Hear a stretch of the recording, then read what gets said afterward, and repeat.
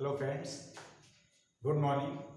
First of all, I welcome you in my channel Neeraj grammar tips. जैसा कि मैंने last class में आपको प्रोनाउन का फर्स्ट पार्ट पढ़ाया था, आज मैं आपको प्रोनाउन का जो बचा हुआ हिस्सा है, रेस्ट ऑफ द पार्ट है, उसके बारे में हम लोग डिस्कस करेंगे। पिछली क्लास में मैंने आपको बताया था, डिस्ट्रीब्यूटिव प्रोनाउन के बारे में बताया था, और उसके आगे नेक्स्ट है reciprocal pronoun. Reciprocal pronoun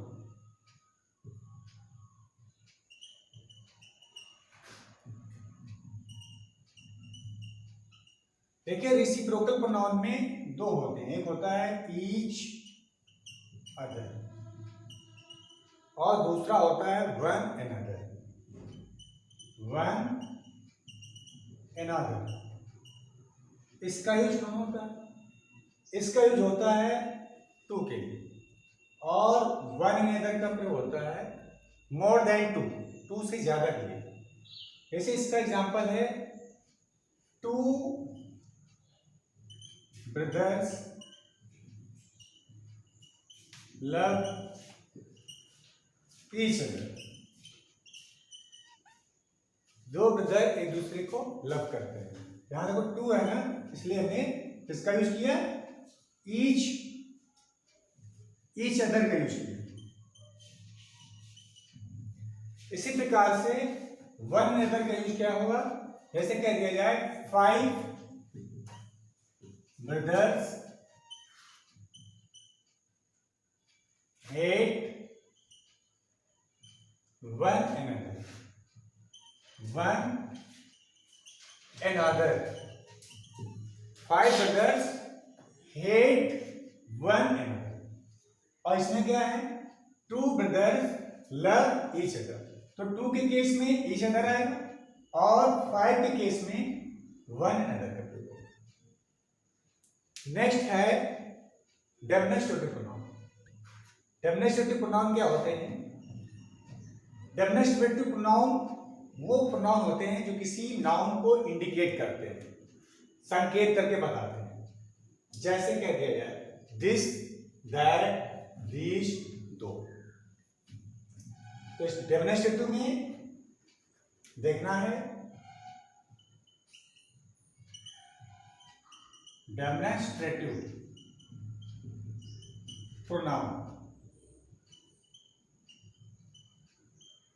demonstrative में क्या हमने होता है? This, that, these, those,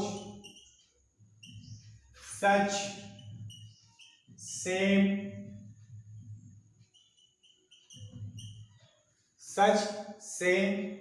somebody,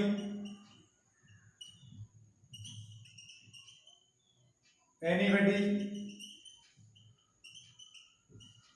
ये सब क्या होते हैं? ये डेमोन्स्ट्रेटिव प्रोनाउन होते हैं। इनका यूज क्या होता है? किसी नाउन को इंडिकेट करते हैं। जैसे कह दिया गया दिस इज अ बॉय। यहां इस एक बॉय को कौन इंडिकेट कर रहा है? दिस। इसी प्रकार से कहिए दैट इज अ कार, वो एक कार। यहां पर दैट किसको इंडिकेट कर रहा? कार को इंडिकेट कर रहा। तो दिस, दैट। इसी प्रकार से यूज कर दिया है कि ऑल, या कह दिएगा कि समवन इज देयर, वहां पर कोई है। अब ये सब क्या है? ये सब डेमोन्स्ट्रेटिव प्रोनाउन में आते हैं। सम, एवरीथिंग, मेनी, इसके many, many has, many have come, मतलब बहुत से लोग आ चुके हैं। ये सब क्या है? ये डेमोन्स्ट्रेटिव प्रोनाउन में आते हैं। तो डेमोन्स्ट्रेटिव प्रोनाउन में कौन से हैं? Such, same, this, that, these, those, somebody, anybody, nobody, something, anything। अगर हम चर्चा करें somebody, anybody, ये पर्सन के लिए यूज होते हैं, और वहीं पर समथिंग, एनीथिंग, वो किसी थिंग्स के लिए यूज किया जाता है। इस प्रकार से ये सारे क्या हो गए, डेफिनेशन टू प्रोनाउन हो गए।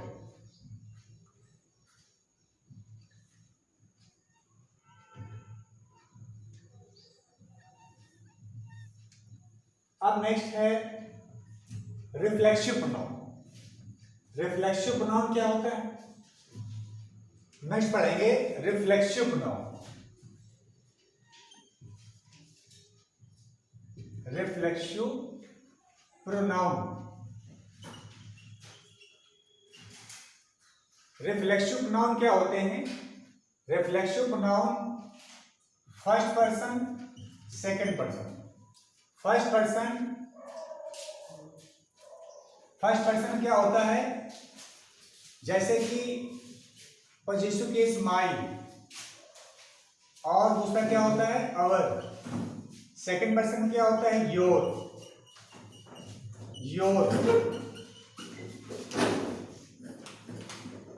माई में हमने सेल्फ जोड़ दिया तो क्या हो जाएगा माई सेल्फ।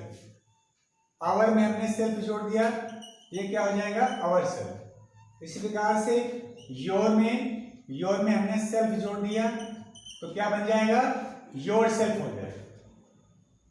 देखिए योर जो है सिंगुलर भी है और प्लूरल भी है। अगर प्लूरल सिंगुलर है तो सेल्फ लगेगा, अगर प्लूरल है तो सेल्फ लगेगा। क्योंकि सेल्फ का प्लूरल हमने बताया कि कुछ ऐसे नाउन होते हैं जिनके लास्ट में एफ लगा हो, तो उनका प्लूरल बनाने के लिए बी और ईएस ऐड कर देते हैं। तो सेल्फ का प्लूरल क्या हो जाएगा सेल्फ्स, इसलिए यहां पर क्या हो जाएगा सेल्फ जोड़ जाएगा। सेल्फ क्या हो जाएगा योर सेल्फ्स, ये ऐड। इस प्रकार से जो फर्स्ट पर्सन के और सेकंड पर्सन के प्रोनाउन होते हैं उनके पॉजिटिव केस में सेल्फ और सेल्फ लगाने से रिफ्लेक्सिव प्रोनाउन बन जाता है। लास्ट में थर्ड पर्सन के प्रोनाउन में किसमें सेल्फ और सेल्फ जोड़ेंगे, तो इसमें जो ऑब्जेक्टिव केस का प्रोनाउन होता है, जैसे ही का ऑब्जेक्टिव केस क्या होता है हिम, तो हमने हिम में सेल्फ जोड़ दिया तो क्या बन जाएगा हिमसेल्फ। इसी प्रकार से हर है तो हर में सेल्फ जोड़ दिया क्या हो जाएगा हर सेल्फ हो जाएगा। इसी प्रकार से इट है तो इट में सेल्फ जोड़ दिया तो इट सेल्फ हो जाएगा। इसी प्रकार से देम, दे का प्लूरल के दे प्लूरल थर्ड पर्सन का प्रोनाउन है तो दे का ऑब्जेक्टिव केस देम होता है। तो देम चूंकि प्लूरल है तो इसमें प्लूरल के हमने भी क्या बताया था सेल्फ जोड़ा जाता है, तो यहां पर क्या हो जाएगा देम सेल्फ्स। इस प्रकार से ये जो रिफ्लेक्सिव प्रोनाउन है वो बनते हैं। जैसे देखते हैं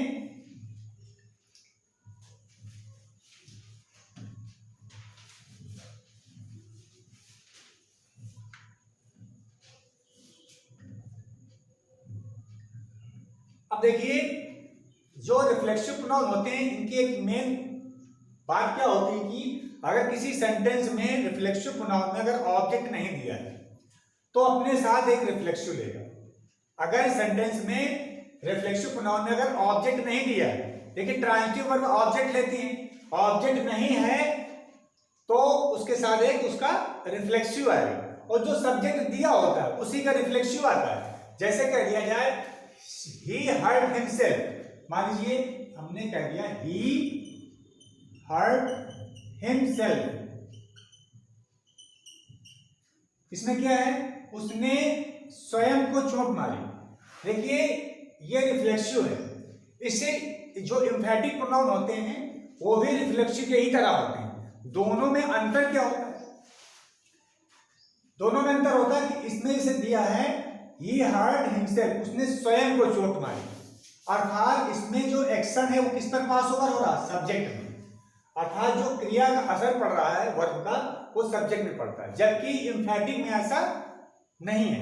एम्फैटिक में क्या है इसका असर ऑब्जेक्ट में पड़ता है। जैसे कह दिया जाए कि I killed the tiger my self, I killed the tiger myself, मैंने स्वयं टाइगर को मारा। अब इसमें देखिए मैंने स्वयं टाइगर को मारा, इसमें हिंदी में अर्थ निकलता है स्वयं, और जबकि इसमें क्या निकलता है, स्वयं को। तो इसमें वर्ब का जो इफेक्ट है वो किस पर पड़ रहा है, सब्जेक्ट में पड़ रहा है, जबकि इसमें वर्ब का असर किस में पड़ रहा है, ऑब्जेक्ट में पड़ रहा है। I kill the tiger myself, मैंने स्वयं टाइगर को मारा। तो टाइगर मारा गया, तो इसमें वर्ब का जो एक्शन किसमें पास हो रहा है, ऑब्जेक्ट में। तो ये ध्यान रखना है। तो ये वाला तुम्हारा क्या हो जाएगा, एम्फैटिक हो जाएगा, एम्फैटिक प्रोनाउन हो जाएगा। और ये वाला क्या हो जाएगा, ये रिफ्लेक्सिव हो जाएगा। बनते दोनों सेम ही, बनाने का तरीका दोनों का सेम ही होता है कि फर्स्ट पर्सन सेकंड पर्सन वाले में सेल्फ और सेल्फ लगाने से बनता है, और थर्ड पर्सन वाले ऑब्जेक्टिव केस में सेल्फ और सेल्फ लगाने से रिफ्लेक्सिव बनते हैं। दूसरी चीज, कुछ ट्रांजिटिव वर्ब हैं जो अपने साथ हमेशा रिफ्लेक्सिव लेती हैं। जैसे कह दिया जाए प्रोस्ट्रेट, क्या कह दिया जाए, प्रोस्ट्रेट। इसी प्रकार से सेटिस्फाई, प्रेजेंट, एब्सेंट, ठीक है, ये क्या होते हैं, ले, ये अपने साथ रिफ्लेक्सिव होते हैं। तो हमने बताया कि कुछ ऐसी ट्रांजिटिव वर्ब हैं जो अपने साथ क्या लेती हैं, रिफ्लेक्सिव होती है। जैसे हर्ट, अभी हमने हर्ट का एग्जांपल दिया, हर्ट हो जाएगा। इसी प्रकार से चीट, ये भी अपने साथ, इंट्रोड्यूस, इंट्रोड्यूस हो जाए, ठीक है। इसी प्रकार से ले, ये क्या है, ये अपने साथ रिफ्लेक्सिव लेती हैं। प्रेजेंट हो जाएगा, एब्सेंट हो जाएगा, ये अपने साथ क्या लेंगी, रिफ्लेक्सिव लेंगे। एब्सेंट हो जाएगा, ठीक है, प्रेजेंट हो जाएगा। ये सब क्या है, ये क्या है, ये ट्रांजिटिव वर्ब, ये क्या है, ट्रांजिटिव वर्ब है। ट्रांजिटिव वर्ब किसे कहते हैं, वो वर्ब जो अपने साथ ऑब्जेक्ट लेती है। अगर ऑब्जेक्ट नहीं है तो इनके साथ क्या आएगा, वो जो सब्जेक्ट दिया होता है उसी के अकॉर्डिंग यहाँ पर इसका रिफ्लेक्सिव आएगा। इस चीज को हमें बहुत ही ध्यान देना है। और कभी कभी उसमें होता क्या है, बच्चे गड़बड़ कर देते हैं कि सब्जेक्ट दिया आई तो वहां उसका रिफ्लेक्स का हिम कर दे, हिमसेल्फ कर दे, नहीं, जो सब्जेक्ट होगा उसी का रिफ्लेक्सिव आएगा। ऐसा नहीं कि सब्जेक्ट आई है तो वहां तुम उसको योरसेल्फ कर दो, गलत, आई का माई सेल्फ ही होगा। इसको बहुत ध्यान रखना, चाहे वो रिफ्लेक्सिव हो और चाहे एम्फैटिक हो। अब देखिए नेक्स्ट है रिलेटिव प्रोनाउन। देखिए रिलेटिव प्रोनाउन को हमें नोटिस करना है, कौन सा है, रिलेटिव प्रोनाउन। रिलेटिव प्रोनाउन में क्या है कि इसमें आता है हु, दैट, विच, ये क्या है, रिलेटिव प्रोनाउन है। रिलेटिव प्रोनाउन में हमें क्या करना है, देखिए जो रिलेटिव प्रोनाउन होते हैं हु का प्रयोग क्या होता है, हु का यूज होता है ह्यूमन बीइंग के लिए, और दैट का प्रयोग होता है ह्यूमन बीइंग और नॉन लिविंग दोनों को जोड़ने के लिए होता है। विच का प्रयोग होता है नॉन लिविंग थिंग्स के लिए, किसके लिए होता है, नॉन लिविंग थिंग्स को जोड़ने का काम करता है कौन, विच वाला। और वो किसको जोड़ता है, ये जोड़ता है, ये दो क्लास को जोड़ता है, वहां रिलेटिव प्रोनाउन का काम करता है। ये किसको जोड़ता है, ह्यूमन बीइंग के लिए, ह्यूमन बीइंग के लिए, इसको गौर करना। लेकिन दैट का प्रयोग हम इसकी जगह भी कर सकते हैं और विच की जगह में भी कर सकते हैं, इसको हमें ध्यान देना है। जैसे देखते हैं,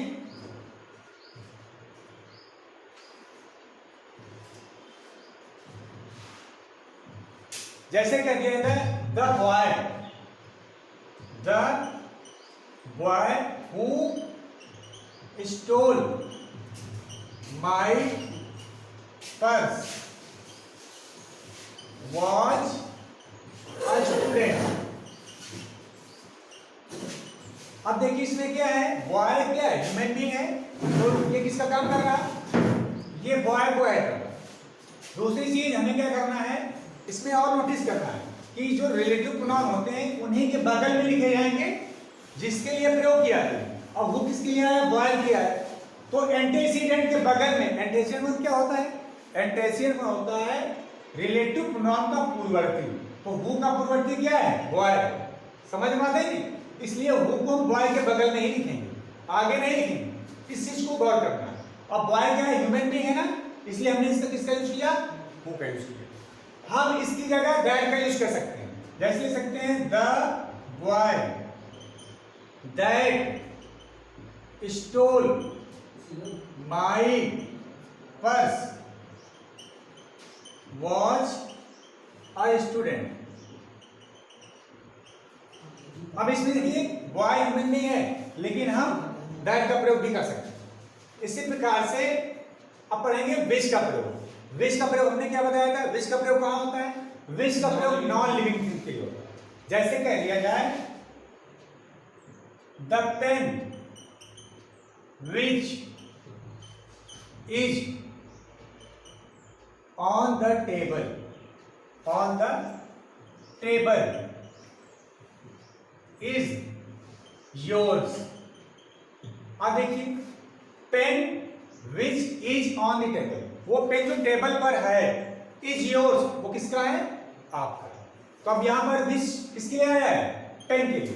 पेन क्या है, नॉन लिविंग है, तो हम नॉन लिविंग के लिए किसका यूज करेंगे, विच का। इसकी जगह हम अभी हमने बताया था कि दैट का प्रयोग भी कर सकते हैं। दैट का प्रयोग बोथ केस, दोनों केस में कर सकते हैं। हम यहां से जगह दैट भी यूज कर सकते हैं। इस चीज को हमें नोटिस करना है कि अगर एरर में दैट दिया हो, ये मत समझ लें नहीं ये नॉन लिविंग है तो यहां विच आएगा, विच भी आ सकता है और दैट देंगे, एरर हमें इसको एक ही देंगे, है नहीं। हाँ यहां पर ये कर सकते हैं, वो लगा सकते हैं। अब वो के स्थान में या तो विच होगा या तो दैट होगा। तो ये कैसे गौर करें, ये रिलेटिव प्रोनाउन का एंटेसिडेंट देंगे कि एंटेसिडेंट वो कैसा है, वो लिविंग है या नॉन लिविंग है, इस चीज को हमें गौर करना है।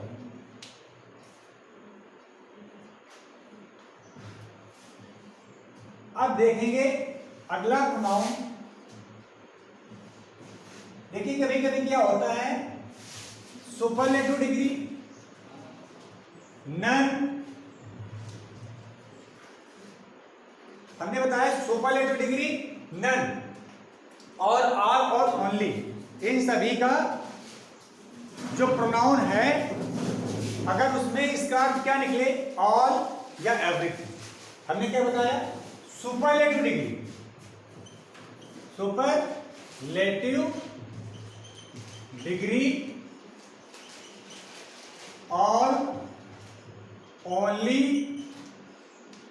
अगर ये किसी वाक्य में आते हैं और इनका अर्थ क्या निकले, इनका सेंस क्या निकले, एवरीथिंग, तो वहां पर हम ना हु का प्रयोग करेंगे ना विच का प्रयोग करेंगे, वहां पर हम दैट का यूज करेंगे। जैसे कह दिया जाए all that glitters is not gold। अब देखिए यहां पर all that glitters, अब देखो यहां पर वो सारी चीजें जो ग्लिटर्स में चमकती हैं वो सोना नहीं होती, समझिए ये सारी चीजें हैं। तो इसमें ऑल का अर्थ क्या है, एवरीथिंग है ना, सब कुछ है ना, इसलिए हम यहां पर किसका यूज करेंगे, दैट का यूज करेंगे। मेरी बात समझ गई ना। तो हमने बताया सुपरलेटिव डिग्री, ऑल, ओनली, इस तरह से अगर जो है शब्द दिए हुए हैं तो वहां दो क्लास को जोड़ने, भाई देखो रिलेटिव प्रोनाउन का क्या होता है, रिलेटिव प्रोनाउन का यूज होता है दो क्लास को जोड़ना। किसको जोड़ना, दो क्लास को जोड़ने का काम रिलेटिव प्रोनाउन करता है। ऑल दैट ग्लिटर, अगर देखा जाए तो एक क्लास ये पूरी हो गई और दूसरी क्लास ये यहां तक गई और एक क्लास ये हो गई। देखो क्लास में दो उपवाक्य होते हैं और उनका अपना अपना कर्ता क्रियाकर्म होता है। मेरी बात समझिए, वो क्लास होते हैं, समझिए। तो क्लास में वो पूरा मिला करके क्या बनता है, एक कॉम्प्लेक्स बनेगा या एक कंपाउंड सेंटेंस पढ़ा होगा आप लोगों ने इंटरमीडिएट में, इस चीज को पढ़ा होगा, बात समझ नहीं। तो इसी प्रकार से यही जो रिलेटिव प्रोनाउन होते हैं वो दो क्लास को जोड़ने का काम करते हैं। क्लियर हो ना, क्लियर हो। तो अगर सुपरलेटिव डिग्री है, ऑल है, ओनली है और इनका अर्थ एवरीथिंग है, तो उस केस में हम ना तो हु का प्रयोग करेंगे ना विच का प्रयोग करेंगे, किसका प्रयोग करेंगे, दैट का।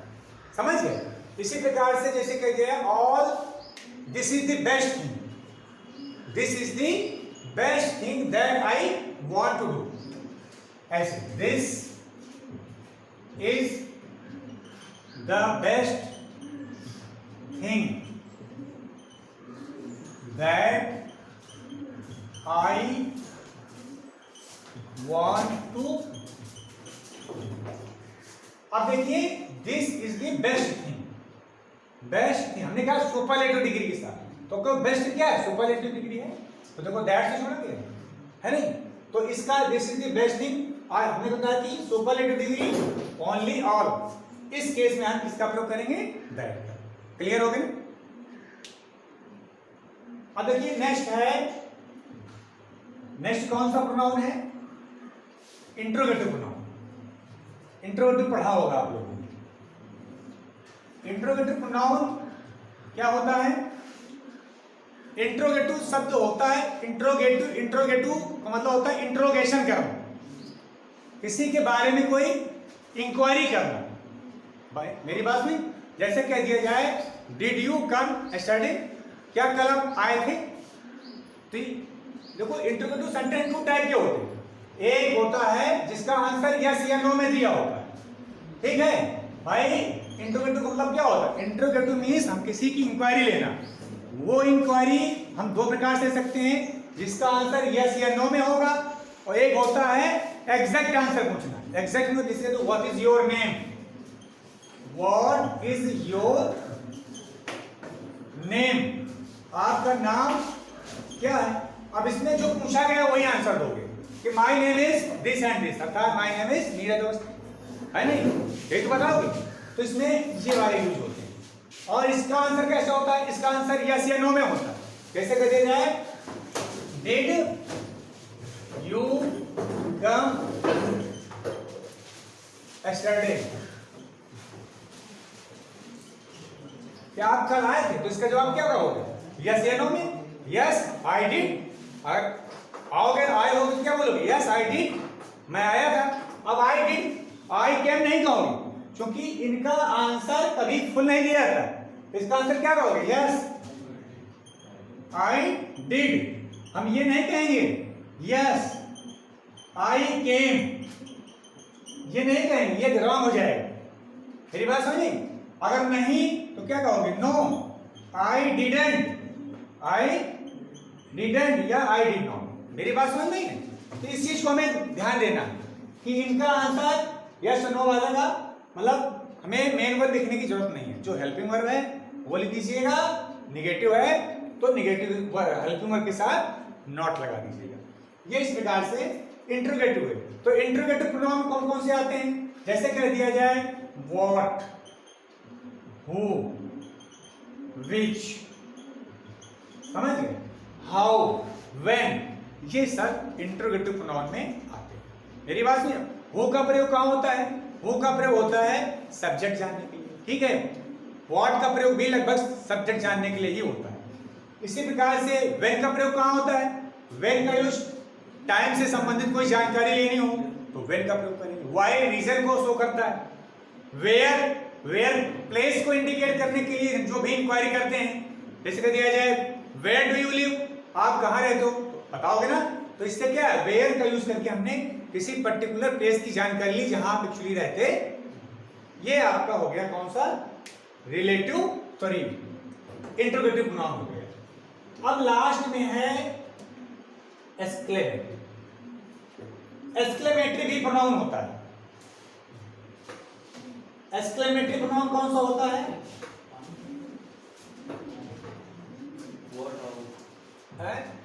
नहीं एक्सक्लेमेटरी केवल व्हाट आता है, समझ गए। एक्सक्लेमेटरी क्या आता है, वो अगर पढ़ा होगा आपने एडजेक्टिव वाले में, जो एडजेक्टिव होता है इंट्रोगेटिव एडजेक्टिव, उसमें 2 होते हैं, समझ गए। तो इसमें क्या होता है, इसमें केवल व्हाट का यूज किया जाता है एक्सक्लेमेटरी। इसके व्हाट ब्यूटीफुल सीन, क्या सुंदर दृश्य, ये कैसा हो गया, एक्सक्लेमेटरी प्रोनाउन हो गया, समझ गए।